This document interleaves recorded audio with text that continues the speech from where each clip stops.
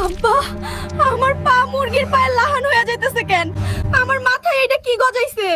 ওই কবিরাজ, ঘরের দরজা খোল। আমার মাইয়ার দিকে চাইয়া দেখ, ও তো পুরা মুরগি হয়ে যাইতাছে।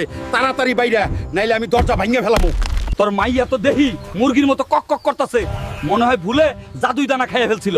এখন সোনার ডিম আইনা না খাওয়াইলে ওর রক্ষা নাই। সোনার ডিম? ওইটা আবার কোন চুলায় পামু? ওই সোনার ডিম পাইতে হইলে তোরে আমাজন জঙ্গলের গভীর গুহায় যাইতে হইব। আমাজন জঙ্গলের পুং পাং গুহা থেকে সোনার ডিম আমাকে আনতেই হইব। আমার রাস্তা আটকাবি না। আমার মাইয়ার জীবন বলে কথা। এখন পুং পাং গুহা কই পাই? তুই তো ভেষণ মোতাটা যা, ডরে খায়া মঞ্জা পাউন যাইব। মানুষ খেকো জঙ্গলি, আমারে ছাইরা দে। তোরে রান্না কইরা খামু। কেউ কমেন্ট, লাইক আর সাবস্ক্রাইব। আব্বা, আমার পা